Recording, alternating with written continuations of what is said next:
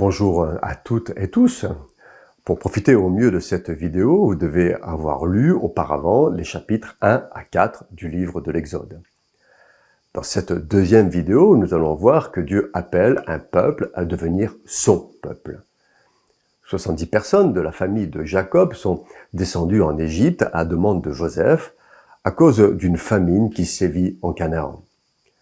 Joseph sait que les Hébreux ne doivent pas rester en Égypte, et c'est pourquoi il dit à ses frères, « Je vais mourir, mais Dieu vous visitera et il vous fera remonter de ce pays-ci dans le pays qu'il a juré de donner à Abraham, à Isaac et à Jacob. » Mais l'attente va être longue.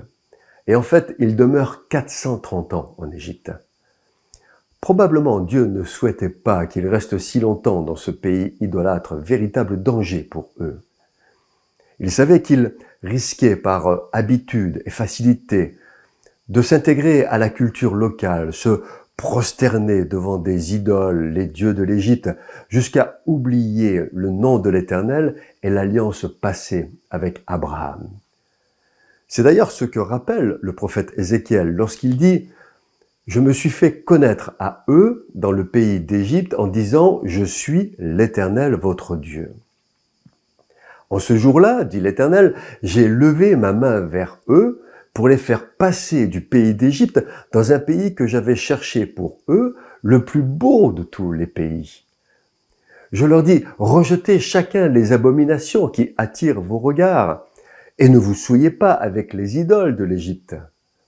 Ils se révoltèrent contre moi. Et ils ne voulurent pas m'écouter. Aucun ne rejeta les abominations qui attiraient ses regards, et ils n'abandonnèrent point les idoles de l'Égypte.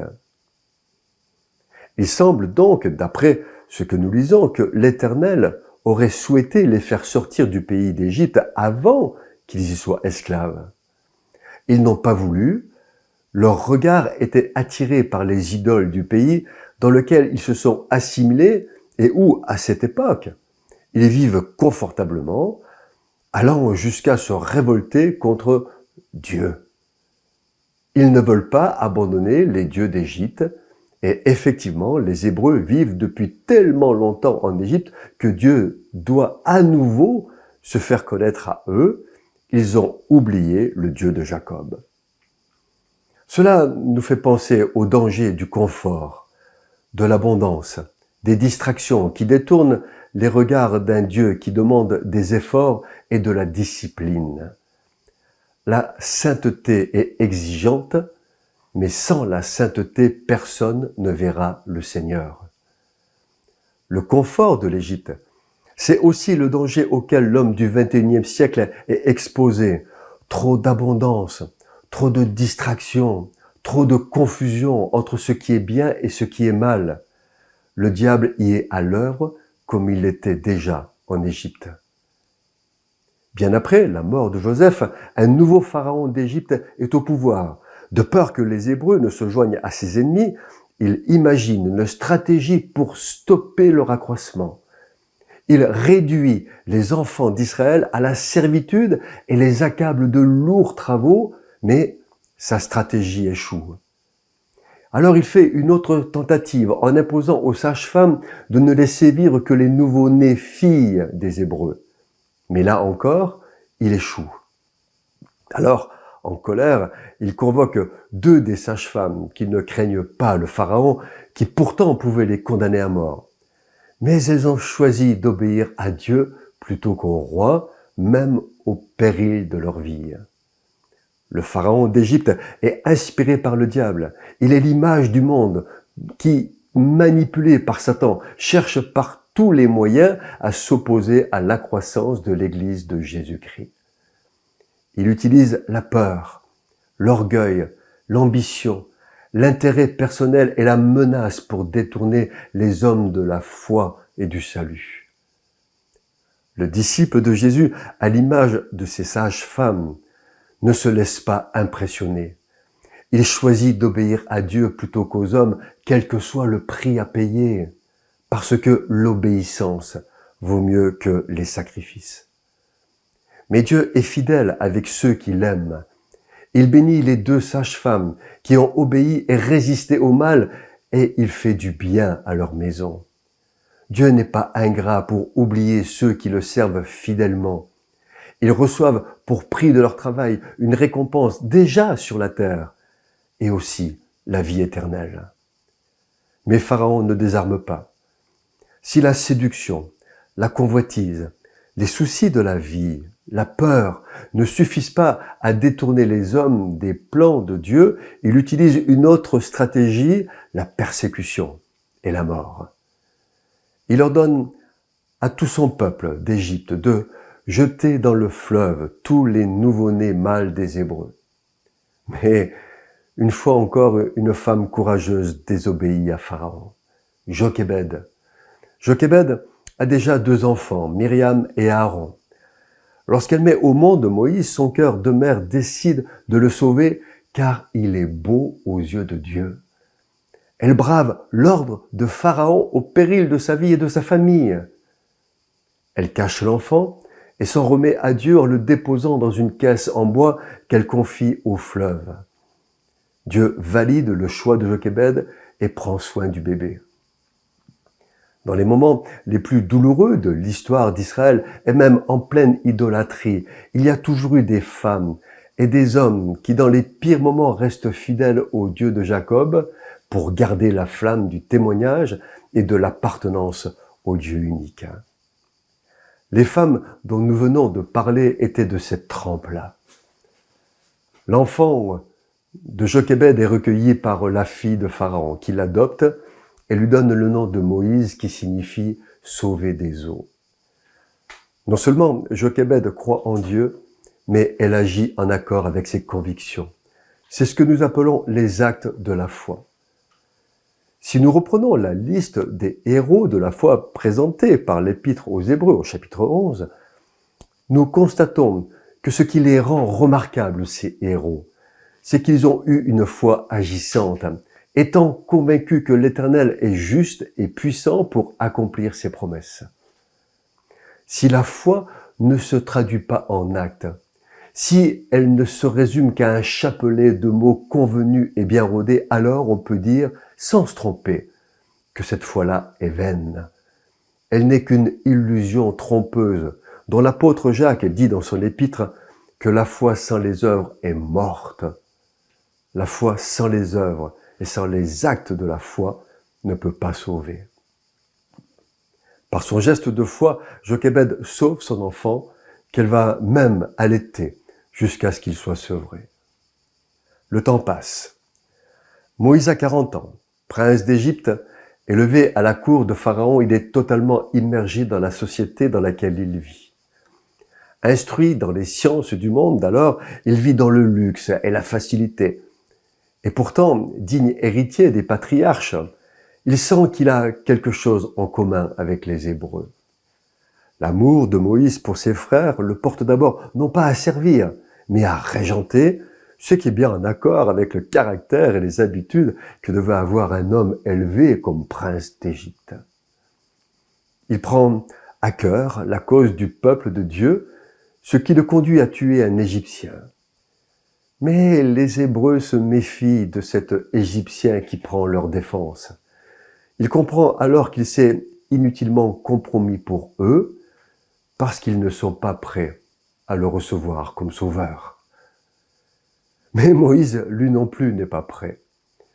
Révolté par l'esclavage de ses frères, il est prompt à se poser en libérateur, pensant qu'il peut accomplir la volonté de Dieu sans avoir été auparavant appelé par lui à le faire. Tous les hommes sont appelés à servir Dieu. Il adresse à chacun un rôle, une place dans ses plans, une vocation. Mais il y a aussi le temps de Dieu. Lui seul sait à quel moment l'homme est prêt à entrer dans ses voies et accomplir sa volonté. Et lorsque c'est le cas, il appelle celui qu'il a choisi. Personne ne peut entrer dans sa vocation sans y avoir été appelé. C'est la condition de la réussite. Moïse n'était pas dans cette logique. Il était trop pressé. Il connaît un dur échec et peut-être même de l'amertume.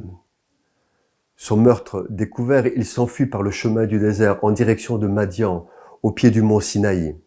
Il devra apprendre la patience et l'humilité pendant 40 ans. Dieu permet dans la vie de ceux qui veulent le servir des temps de désert. C'est dans le désert que Dieu forme ses serviteurs.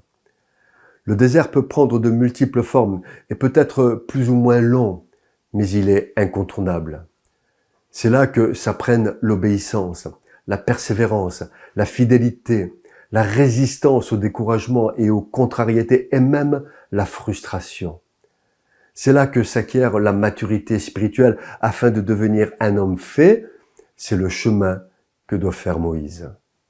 Dans le Sinaï, il rencontre une bergère, Séphora, qui garde les troupeaux de son père, Jéthro, prêtre de Madian et descendant de Sem. De leur union naissent 2 fils, Gershom et Eliezer. Après 40 ans de désert, c'est le temps de l'appel de Dieu. Moïse est sous le mont Horeb, dans le Sinaï, encore appelé montagne de Dieu. Il cherche une brebis égarée et aperçoit d'abord comme un feu. Il s'approche et considère qu'un buisson est en feu. Ce qui attire son attention, c'est que le buisson ne se consume pas. Et je veux comprendre cette étrangeté. C'est alors qu'une voix se fait entendre du milieu du buisson et dit « Moïse, Moïse, n'approche pas d'ici. Ôte tes souliers de tes pieds, car le lieu sur lequel tu te tiens est une terre sainte. Je suis le Dieu de ton père, le Dieu d'Abraham, d'Isaac, Jacob. Je suis descendu pour délivrer mon peuple de la main des Égyptiens et pour le faire monter de ce pays dans un pays où coule le lait et le miel. Maintenant, va, je t'enverrai auprès de Pharaon, et tu feras sortir d'Égypte mon peuple, les enfants d'Israël. » Devant ce buisson qui brûle sans se consumer, Moïse rencontre le Dieu de gloire, qui lui adresse une mission redoutable, délivrer le peuple hébreu de l'esclavage de Pharaon. Pour accomplir sa mission, Dieu dit cette phrase extraordinaire à Moïse. Il dit « Je te fais Dieu pour Pharaon ». Et il remet entre ses mains toute sa puissance pour accomplir des prodiges. Devant une telle gloire, Moïse se prosterne et adore. Il comprend que personne ne peut résister à Dieu et malheur à celui qui s'oppose à ses plans. Pharaon va en faire la douloureuse expérience. Cette rencontre avec le Dieu de gloire qu'a vécu Moïse, c'est aussi ce que vivent ceux qui consacrent leur vie à Jésus-Christ. De la même manière, Dieu donne sa parole et le Saint-Esprit à ceux qui l'aiment et qui le servent afin d'accomplir des œuvres qu'il a préparées d'avance pour que le monde voie qu'il n'y a pas d'autre Dieu que lui. C'est après cette rencontre avec le Dieu de gloire que le disciple de Jésus prend conscience de la sainteté de l'Éternel et de sa puissance, réalisant que seul Jésus peut réellement remplir sa vie. Moïse, donc, sans doute encore meurtri par la douloureuse expérience vécue en Égypte et peut-être aussi un peu d'amertume, Moïse tente de résister à 5 reprises à l'appel de Dieu jusqu'à le mettre en colère. Mais finalement, il capitule. Il part, il va voir son beau-père, Jéthro, qui décide de le bénir. Tous ceux qui en voulaient à la vie de Moïse en Égypte sont morts. Moïse prend sa femme et ses fils et emprunte le chemin du retour. Il sait que Dieu est avec lui, mais il sait aussi que la partie sera difficile à cause de l'opposition de Pharaon, mais aussi de l'incrédulité des Hébreux. En chemin se passe alors un événement étonnant. Nous lisons que pendant le voyage, en un lieu où Moïse passe la nuit, l'Éternel l'attaque et veut le faire mourir. Pourquoi Dieu veut-il faire mourir Moïse puisque c'est lui qui l'a appelé à partir? Dans une lecture rapide, tout cela pourrait paraître étrange et pourtant, Dieu ne change pas. Il est fidèle à ses alliances jusqu'au bout de sa logique. Cette nuit-là, Moïse est très mal et près de mourir. Devant la situation dramatique qui se déroule sous ses yeux, Séphora, femme pleine d'intelligence et de discernement, réagit avec vigueur et circoncit son fils en disant « Tu es pour moi un époux de sang ». Elle dit « époux de sang » à cause de la circoncision. Elle a compris que l'alliance entre Dieu et son peuple est une alliance scellée par le sang. Cet événement est le reflet de la justice et de la complexité de la pensée de l'Éternel. En effet, Dieu vient de dire à Moïse qu'il fera mourir le premier-né de Pharaon s'il refuse de laisser partir le peuple hébreu. Or, si les enfants de Moïse ne sont pas circoncis, ils ne rentrent pas dans l'alliance que Dieu a passée avec Abraham, dont le signe est la circoncision. S'ils ne sont pas circoncis, ils ne pourront pas manger l'agneau pascal. Le premier-né mourra comme les premiers-nés d'Égypte. Et c'est la libération du peuple qui peut être remise en cause. Moïse, qui lui-même avait été circoncis le 8e jour, en n'ayant pas encore circoncis son fils, a été infidèle à l'alliance des pères. Il a commis une faute. En l'attaquant, Dieu le rappelle à l'ordre. Et c'est Séphora, sa femme, qui comprend la pensée de Dieu. Séphora jette le prépuce de son fils aux pieds de Moïse, comme le serviteur se jette aux pieds du maître. Et par ce geste, elle libère les pieds de Moïse, qui peut désormais marcher à la tête du peuple qu'il doit libérer. Elle a sauvé la vie et la vocation de son époux. Le disciple de Jésus doit comprendre qu'il a une part personnelle importante à accomplir dans le déroulement de son service ou de sa vocation. Dieu ne fait pas tout. L'homme doit utiliser son intelligence, son discernement, ses compétences et ses connaissances et les mettre au service de sa vocation, et c'est ce que fait Séphora. Comme elle, le disciple de Jésus doit faire sa part dans l'accomplissement de la volonté de Dieu et se mettre au service de l'Église et du Seigneur. Le geste de Séphora est d'autant plus courageux que normalement le rite de la circoncision est réservé aux hommes. Mais lorsque les hommes n'assument pas leurs responsabilités, ce sont les femmes qui prennent leur place, comme l'a fait Déborah au temps des juges. Alors, averti par Dieu lui-même, Aaron, frère de Moïse, va à sa rencontre dans le désert. Il se retrouve à la montagne de Dieu. Moïse lui raconte tous les événements qui viennent de se dérouler, les paroles de l'Éternel et les prodiges. Il lui révèle que Dieu a choisi Israël comme son fils premier-né. Il en fait un peuple à part, une nation sainte, qui a une destinée différente de toutes les autres. Un peuple unique qui doit le servir et faire connaître aux autres nations qu'il est le seul vrai Dieu. Dieu les a choisis parce que Dieu est fidèle à ses alliances. Il n'en oublie aucune, il n'en renie aucune. Le peuple qu'il a choisi, il l'aime comme un fils premier-né. Mais il révèle aussi que c'est au prix d'un premier-né que tombent les chaînes de l'esclavage, préfigurant ainsi le rejet et la mort du Fils de Dieu à la croix pour le salut de tous les hommes. C'est à ce prix-là, le sang de l'agneau de Dieu, que celui qui croit peut être libéré de l'esclavage du péché. Voilà, notre première étude est terminée. Je vous engage à lire les chapitres 5 à 11 du livre de l'Exode avant de visionner la 3e vidéo. Que notre Seigneur vous bénisse et à bientôt.